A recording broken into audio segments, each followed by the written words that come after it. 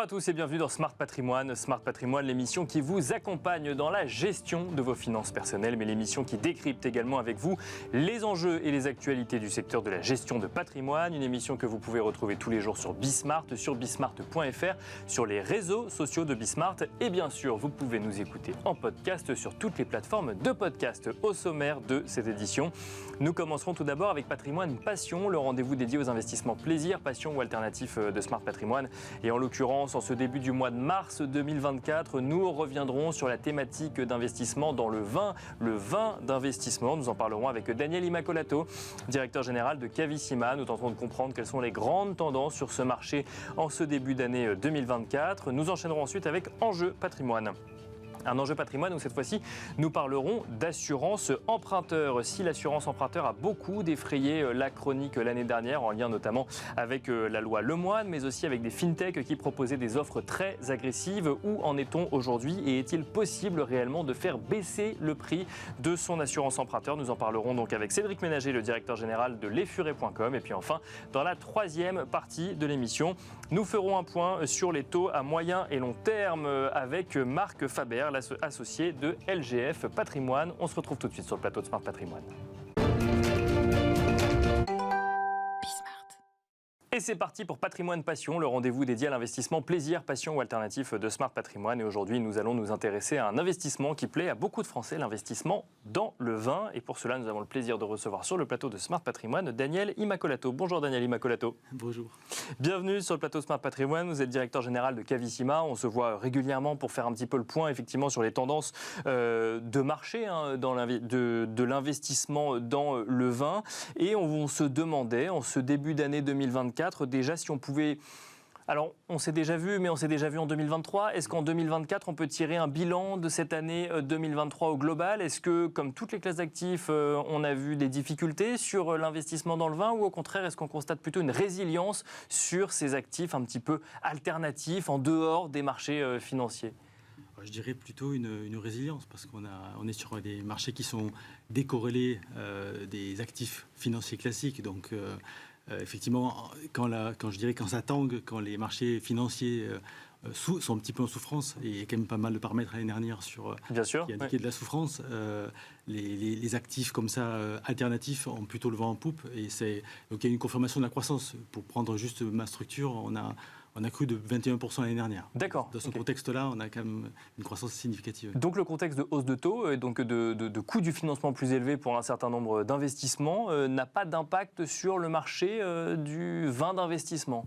Difficile de dire s'il n'a pas d'impact, il en a forcément un indirect, je dirais. Mais globalement, ce qu'il faut avoir bien en tête, c'est que l'investissement dans le vin, ce n'est pas un investissement de court terme, c'est un investissement de très long terme. On est plutôt en phase avec l'apogée des vins, c'est-à-dire qu'on a eu l'occasion d'en parler, mais il y a une valorisation liée à la rareté, de très grandes bouteilles, puis une valorisation ultérieure au moment où les vins vont se consommer, parce que le stock mécaniquement diminue parce que les bouteilles sont ouvertes. Oui. C'est un produit de plaisir à la fin. Donc, ce qui contribue à la rareté, parce qu'on ouvre les bouteilles, donc il y en a de moins en moins. Vous avez tout compris. Exactement. Donc c'est effectivement un investissement de long terme. Donc l'aspect, je dirais, ponctuel d'une actualité, je dirais, financière sur une année donnée, ça ne joue pas grand-chose sur le cycle de vie du vin. Même pas sur les volumes, non? Alors si, par contre, là, ça va être la vendange et je dirais les volumes et la qualité des vendanges qui vont avoir un rôle important sur la quantité disponible. D'accord. Ah oui, c'est les vendanges qui vont avoir un impact sur le volume de vin et donc sur l'effet rareté, effectivement. Je parlais du volume de la demande qu'on pouvait avoir sur ce type de vin. Là, vous ne l'avez pas vu l'année dernière en lien avec la hausse des taux, non? Non. Alors, il y a eu un petit effet indirect, c'est-à-dire qu'il y a notamment lié aux difficultés de la Chine. Le second marché sur ces grands vins a été un petit peu ralenti. Mais ça n'empêche pas, je dirais, que globalement, la volonté d'accéder, il y a toujours plus de monde mondialement qui cherche à accéder vers ces grandes bouteilles, en fait, soit pour les consommer, ce qui est la vocation finale, soit pour les stocker et puis éventuellement les revendre, les garder comme collectionneurs et éventuellement les revendre si l'occasion s'y prête, ou pour réaliser un investissement, ou pour les consommer directement à la fin de l'investissement. Si je comprends bien ce que vous nous dites, donc effectivement, effet rareté, grande bouteille, donc avec beaucoup de demandes, un peu moins l'année dernière peut-être en lien avec la Chine ou le second marché, mais toujours de la demande suffisamment pour entretenir Exactement, la demande, le marché. Le nombre nombre de personnes qui veulent absolument accéder sur ce marché-là ne cesse de croître en fait mondialement. D'accord, Donc, alors que le volume en face de très grands vins reste limité. Donc il y a un décalage entre offre et demande qui reste persistant. Est-ce que du coup, vous envisagez 2024 d'une manière différente de la manière dont s'est passé 2023, Daniel Imacolato ? Alors, il y a des paramètres qui vont jouer sur tout ça. Enfin, je dirais, structurellement, ce que je vous ai dit reste vrai. Après, il y a des paramètres qui vont jouer. On a des vendanges intéressantes pour rester sur la France. Mais en fait, là, on parle de grands vins français, mais aussi de quelques grands vins dans d'autres pays, notamment en Italie. Mais je dirais, si on prend les deux grands vignobles français, Bordeaux et la Bourgogne, c'était deux vendanges qui étaient plutôt importante en termes de volume. D'accord. Et plutôt qualitative de manière générale. Donc plutôt une bonne année, les vendanges 2023 pour Bordeaux, ça risque d'être... On avait une année 2022 qui était particulièrement exceptionnelle. D'accord. En Bourgogne également. Donc je ne sais pas si ce sera la même hauteur qualitative, mais en tout cas, les volumes étaient là. Après, c'est une question de notation de ces grandes bouteilles et je dirais les prix de sortie que vont proposer les propriétés pour les amateurs. Donc il y a ce couple note qualité donc bien sûr. Et prix qui va jouer pour ce marché primaire. On n'est pas sur le couple rendement de risque, on est sur le couple note-prix, c'est ça? Exactement. Ça, c'est pour le marché primaire. Et alors, quand est-ce qu'on aura les éléments sur, effectivement, ces différentes... Il y a un calendrier établi ou ça dépend un petit peu des maisons et de... Alors, là, pour Bordeaux, c'est une campagne primeur. Les vins sont présentés au mois d'avril. D'accord. Seconde quinzaine d'avril, en général. Et après, ils sont mis en marché entre mai et juin, avril, mai, juin, on va dire. Donc, je pense que j'imagine que cette campagne sera plutôt rapide, mais ouais, avant mai, on n'aura pas de véritable tendance, ça c'est clair. Chez Cavissima, votre rôle, c'est quand même d'accompagner aussi ceux qui veulent investir dans le vin. Je crois que vous faites du stockage aussi quand on investit. Oui. Est-ce que les primeurs ont un impact ? Sachant que plus un vin est gardé longtemps, plus potentiellement sa valeur sa valeur s'accroît. Est-ce que les primeurs ont un impact pour l'investissement dans le vin ou pas forcément ? Oui. Alors ça fait qu'une petite partie quand on conseille les clients une cave d'investissement. Va s'appuyer sur une petite partie de primeur, ça fait sens parce que c'est le prix d'entrée sur le marché. Oui. Mais on va toujours proposer des livrables, donc de vins de millésime antérieurs qui sont déjà en bouteille. D'accord. Et avec un équilibre entre les différentes régions de France ou du monde. Donc on va constituer en fait une cave qui représente, je dirais, une cohérence en termes de valorisation par rapport à deux critères. La capacité des vins à prendre de la valeur dans le temps, évidemment, ça c'est l'historique, il y a les tracking records qui vont avec. Et la deuxième partie, c'est la liquidité. Il y a un second marché, donc il faut absolument que les vins qui rentrent dans une cave d'investissement soient des vins qui ont une liquidité forte, avec des échanges tous les jours, donc qui permettent de garantir un prix. Voilà, donc ce sont les aspects importants.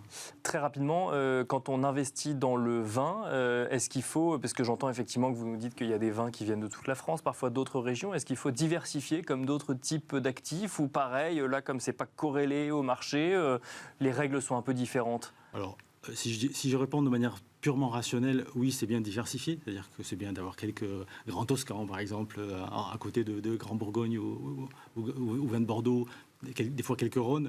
Il y a quelques grands vins en Californie aussi, de la Napa Valley, qui peuvent être intéressants d'avoir en portefeuille, ou d'autres régions du monde. Il y en a au compte-gouttes. Bien sûr. Par contre, il y a un aspect très irrationnel dans le rapport au vin. C'est un bien qui est juste... il y a aussi un aspect plaisir. Donc il y a le côté purement rationnel d'investissement. Et puis après, on a des clients qui vont nous dire... Oui, d'accord, j'entends.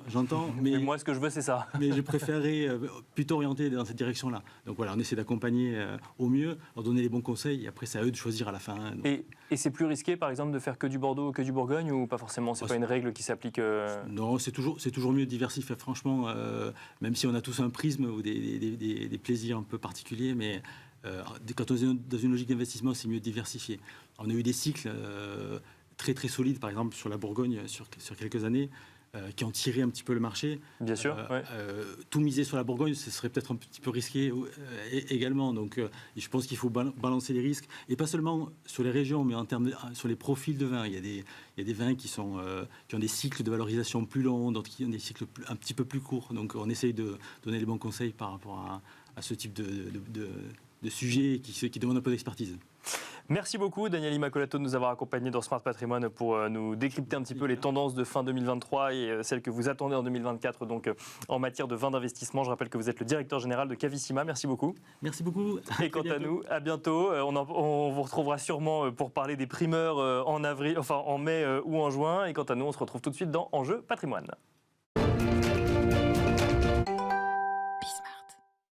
Et nous enchaînons à présent avec Enjeu Patrimoine. Nous allons nous demander ensemble si l'on peut réellement baisser le prix de son assurance emprunteur. Et pour cela, nous avons le plaisir de recevoir sur le plateau de Smart Patrimoine Cédric Ménager. Bonjour Cédric Ménager. Bonjour. Vous êtes directeur général de lesfurets.com. Lesfurets.com qui est un comparateur, donc notamment dans le domaine de l'assurance. Donc vous comparez différentes offres d'assurance. Et nous avons voulu cette émission un peu provocatrice. Peut-on réellement baisser le prix de l'assurance emprunteur ? La question n'est pas innocente. On en a beaucoup parlé l'année dernière de l'assurance emprunteur pour deux raisons. Déjà, la loi Lemoine qui a remis le sujet sur le devant de la scène, mais aussi plusieurs fintechs qui ont proposé des offres agressives, voire très agressives sur l'assurance emprunteur l'année dernière.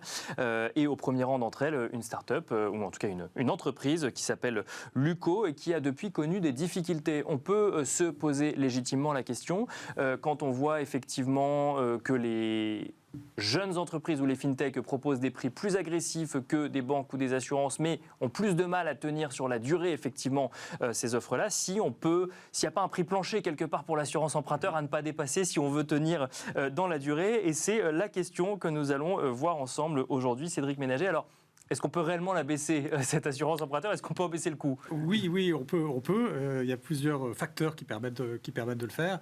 On va le voir, mais on va dire il y a plein de cas particuliers. Mais il y a un cas générique qui est en effet de faire jouer la concurrence, puisque, vous l'avez dit, il y a des nouveaux acteurs. Il y a un marché qui s'ouvre avec les évolutions réglementaires comme la loi Lemoine. Donc oui, il y a la possibilité de faire des économies et de baisser son coût d'emprunt. D'accord, sans crainte effectivement de voir on aurait payé effectivement on aurait eu un prix très avantageux, mais de se rendre compte que quand on a des banques centrales qui augmentent leurs taux, qu'il y a un peu moins de volume sur les marchés, tout de suite ces acteurs qui ont eu des offres un peu plus agressives ont un peu plus de mal à réagir par exemple ? Alors, pas tout à fait, parce que si on regarde, il y a le cas spécifique de Luco, donc il y a en effet une insurtech qui est arrivée de façon très dynamique et agressive sur le marché, aussi bien sur le marché d'ailleurs de l'assurance emprunteur que sur l'assurance maison. Bien sûr. Et qui en effet a eu des difficultés récemment et donc a dû être racheté par Direct Assurance.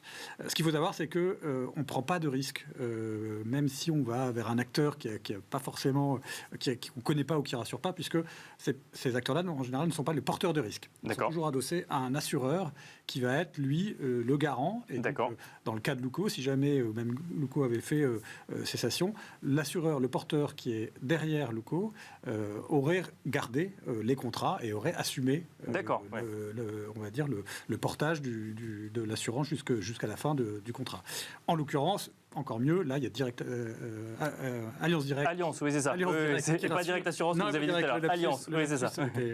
Et Allianz Direct, donc, qui va racheter, qui va donc redéployer sans doute ses offres sur le marché. Donc ça veut dire, que quand il y a des offres aussi agressives, il y a quelque part derrière des assureurs qui valident le fait qu'on peut aller jusqu'à ce niveau de prix. Exactement. D'accord. Exactement. Et l'explication, il y a quand même une explication à ces prix plus bas, c'est que par rapport à des assureurs plus traditionnels ou à des banques assurances, il y a évidemment moins de frais de structure. C'est des sociétés qui n'ont pas d'agence, c'est des sociétés qui ont beaucoup moins de personnel, qui ont une expérience digitalisée, donc qui est également optimisée. Donc il y a une explication quand même à ces offres tarifaires plus compétitives et qui amènent positivement en fait tout le marché en fait à baisser. Et c'est ça aussi l'impact qu'on voit de ces nouvelles offres. Quand on réfléchit un petit peu aux mécanismes économiques, on peut se dire plus il y a de clients, plus on peut faire baisser les prix dans un contexte de hausse des taux et donc de hausse des taux de crédit immobilier qui a amené à une diminution du nombre de crédits immobiliers effectivement réalisés l'année dernière. Est-ce que en 2024, on peut quand même envisager faire baisser le coût de son assurance emprunteur, sachant qu'on est peut-être moins nombreux à souscrire des crédits, donc que la force de négociation est peut-être un peu moins forte du côté de l'emprunteur.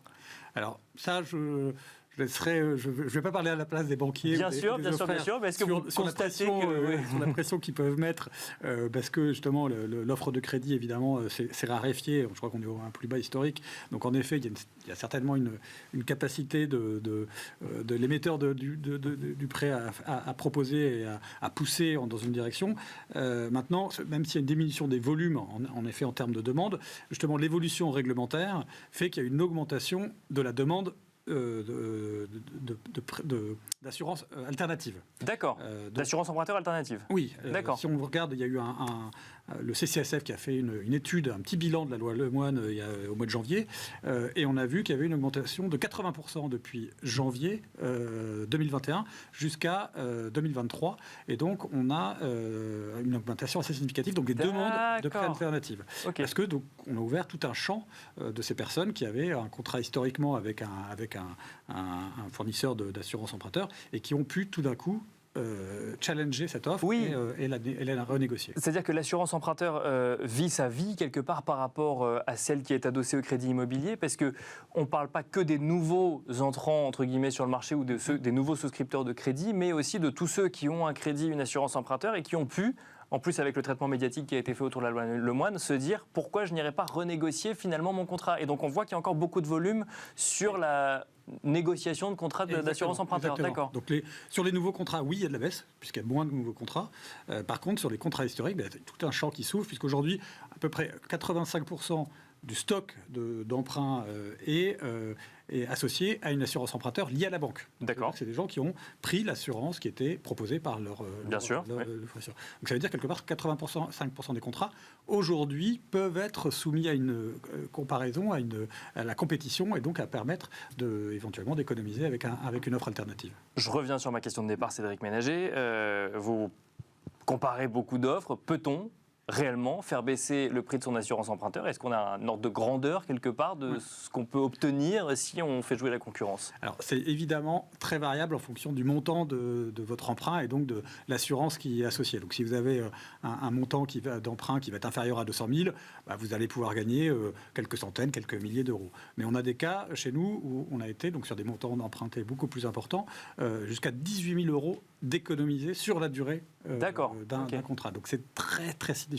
Et ça, c'est plus la durée est longue, plus on peut économiser. Plus la durée et plus le montant emprunté est important, plus vous pouvez économiser. C'est d'ailleurs aussi le constat que fait le CCSF, c'est que ceux qui font le plus jouer la comparaison, c'est les CSP+. C'est ceux qui ont les plus gros contrats, puisque le bénéfice économisé est plus important. Mais tout le monde peut gagner, et ça vaut le coup, même si c'est à 1 000, 2 000 euros sur la durée d'un contrat, ça ne se voit pas en mensualité, mais sur une durée de contrat, pour tout le monde, je pense que c'est intéressant de gagner 1 000 ou 2 000 euros. Voilà. Mais jusqu'à 18 000. Est-ce qu'on a l'information? Est-ce qu'on constate qu'aujourd'hui, c'est plus facile ou plus simple de changer d'assurance emprunteur? Parce qu'il y a toujours deux choses. Il y a ce que permet la loi, et le contexte économique, et effectivement la discussion qu'on peut avoir avec son intermédiaire financier ou avec sa banque ou son assurance. Alors sur les nouveaux contrats, c'est difficile de se positionner, puisqu'encore une fois, je ne suis pas banquier et je ne suis pas en mesure de dire ce que font nos amis banquiers. Par contre, une fois que vous avez signé votre contrat et que vous avez entamé, là, vous pouvez tout à fait faire jouer la concurrence et changer d'assurance. Votre banquier, un, n'aura pas le droit de vous sanctionner par rapport à un changement d'assurance, et deux, il est même obligé de vous informer tous les ans que vous avez le droit de changer d'assurance. D'accord. Donc vraiment, la loi pousse vraiment à faire jouer cette concurrence, et d'ailleurs, les banquiers l'ont bien compris, ils ont quand même baisser leur tarification d'assurance emprunteur en voyant ces nouveaux acteurs. Et parfois, c'est même eux qui vont vous proposer une assurance alternative. D'accord, oui, effectivement. D'une autre entité du groupe, par exemple, ou autre. Qui va être plus performante que la première offre qu'ils vont faire, qui en général permet d'avoir une belle marge pour la banque. Mais voilà. Donc, ils ont souvent maintenant cette offre alternative qu'ils vont proposer également. Est-ce que, effectivement, vous comparez différentes offres, est-ce que vous constatez par exemple aujourd'hui que c'est chez les InsurTech qu'on trouve les meilleures offres? Est-ce que c'est variable? Est-ce que ça dépend? Effectivement, est-ce que ces nouvelles offres qui sont issues d'un groupe assurantiel ou un groupe bancaire sont compétitives vis-à-vis des InsurTech? Est-ce qu'il faut regarder que le prix? Est-ce que derrière, il y a autre chose à regarder aussi pour faire une comparaison globale? Comment on navigue un petit peu là-dedans quand on se pose juste la question de savoir comment faire évoluer son assurance emprunteur? Alors, le prix reste quand même un élément assez important. Maintenant, vous allez avoir des différences entre certains contrats. Donc, c'est quand même important de regarder un petit peu, les règles. Vous avez des différences, par exemple, sur la santé. Vous avez des contrats qui vont vous dire qui vont avoir une surcote pour les fumeurs. Mais si vous arrêtez de fumer, après 12 mois, cette surcote disparaît. D'accord. Dans d'autres contrats, ça va être 24 mois. Donc, voilà. Donc, c'est des choses qu'il faut quand même, qui peuvent faire un peu la différence parce que ça a un impact sur la tarification. Ensuite, sur l'offre, il y a un mix un petit peu entre la notoriété quand même du fournisseur qui joue dans la tête des emprunteurs et le prix. Donc voilà. Donc nous, dans nos offres, on a tout. On a des entreprises qui sont très connues comme Maïf, comme Allianz, qui vont offrir des contrats plus, on va dire, traditionnels, mais assez compétitifs. Et puis des InsurTech qui elles vont être plus sur le côté prix, mais qui ont des services qui sont adossés à des assureurs traditionnels qui couvrent le risque et donc qui sont des véritables assurances valables. Donc plus on a de notoriété, plus on rassure quelque part. C'est pas le seul ingrédient. Il y a le prix évidemment, ça on se doute, mais la notoriété joue encore aussi. Beaucoup. Oui. La notoriété joue quand même beaucoup pour les emprunteurs. Nous, vous voyez, si on a quelqu'un qui va être une assurance qui est un petit peu plus chère, mais avec une meilleure notoriété, parfois l'internaute va préférer aller vers ces offres-là parce que ça va le rassurer, même s'il paye un petit peu plus cher. Donc ça dépend de votre appétence. Bien sûr, exactement. À la notoriété. Dernière question, Cédric Ménager. Quelle stratégie, quel réflexe lorsque l'on veut effectivement optimiser au mieux ces différents contrats d'assurance ou autres? Est-ce que c'est forcément une sélection par le prix? Je reviens à ce sujet-là. Est-ce qu'il faut tout remettre en cause en faisant des comparaisons justement? Qu'est-ce que vous conseillez? Qu'est-ce que vous constatez? Alors nous, évidemment, Oui, vous allez parler de comparaison, je me doute.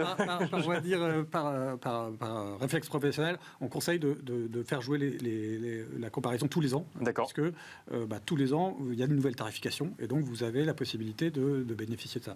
Mais au-delà de ça, ce qu'on conseille, c'est de vraiment faire le point sur sa situation et l'adéquation entre le contrat et sa situation évolue, le contrat doit évoluer. Exactement. Si, par exemple, dans l'assurance emprunteur, si jamais vous étiez dans une profession à risque, par exemple, vous avez une surcote et que vous changez d'emploi, ça vaut le coup de renégocier. Il y a même des pratiques sportives à risque. Si vous les arrêtez, ça vaut peut-être le coup de... Bien sûr. Voilà. Oui. Mais dans tous les domaines d'assurance, c'est la même chose. Regardez si le contrat est adapté à son contexte actuel et ensuite faire jouer la comparaison. Merci beaucoup Cédric Ménager de nous avoir accompagnés dans Smart Patrimoine. Je rappelle que vous êtes directeur général de lesfurets.com. Merci beaucoup. Merci. Et quant à nous, on se retrouve tout de suite dans l'œil du CGP.